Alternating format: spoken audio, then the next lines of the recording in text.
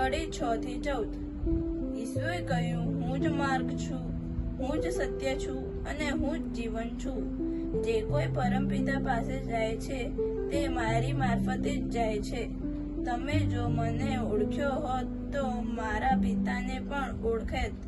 હવે તમે એને ઓળખો છો અને એને જોયો પણ છે। ફિલિપ તેમને કહ્યું, પ્રભુ, અમને પિતાના દર્શન કરાવો એટલે થયું। ત્યારે યેસુએ તેને કહ્યું, આટલા બધા વખતથી હું તમારી સાથે રહું છું, છતાં તું મને ઓળખતો નથી ફિલિપ? જેણે મને દીઠો છે તેણે પિતાને દીઠો છે। તો પછી તું એમ કેમ કહે છે કે અમને પિતાના દર્શન કરાવો?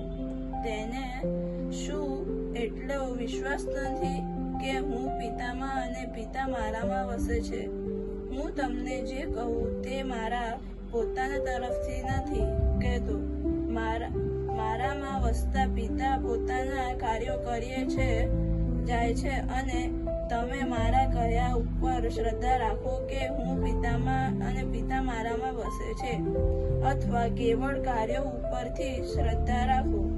હું તમને સાચો સાચ કહું છું કે જેને મારામાં શ્રદ્ધા છે તે હું કરું છું તેવા કાર્યો કરશે, બલકે એથી મોટા કાર્યો પણ કરશે, કારણ હું પિતા પાસે જાઉં છું। તમે મારે નામે જે કાંઈ માંગશો હું કરીશ, જેથી પિતાને પુત્ર દ્વારા મહિમા પ્રાપ્ત થાય। મારે નામે તમે મારી પાસે જે કંઈ માંગશો તે હું કરીશ। આ પ્રભુની વાણી છે, તે આપણો આધાર છે। જય ઈસુ વાલા ધર્મજનો, સંત યોહાનનો શુભ સંદેશ 14મો અધ્યાય અને 6ઠી કડી। ઈસુએ કહ્યું, હું જ સત્ય છું, હું જ માર્ગ છું ને હું જ જીવન છું। હું જ સત્ય છું, હું જ માર્ગ છું અને હું જ જીવન છું।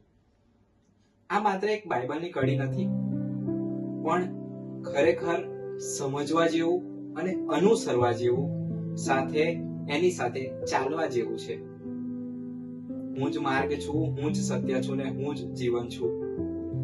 આજે આપણને જાતે ઈસુ એવું કહે છે કે તમે મારા મારફતે જ ઈશ્વર પાસે જાઓ છો, મારા માર્ગે ચાલવાથી જ તમને સ્વર્ગ મળે છે।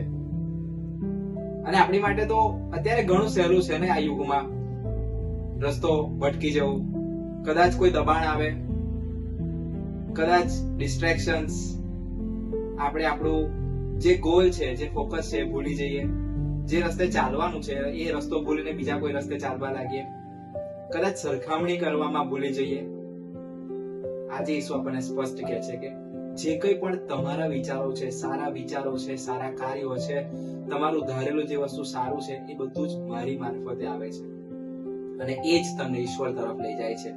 અર્થાત હું જ એ માર્ગ છું, હું જ એ સનાતન માર્ગ છું જે તમને ઈશ્વર પાસે દોરી જાય છે।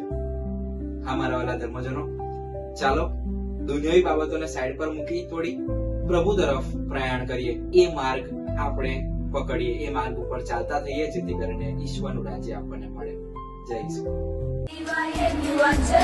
I see why you are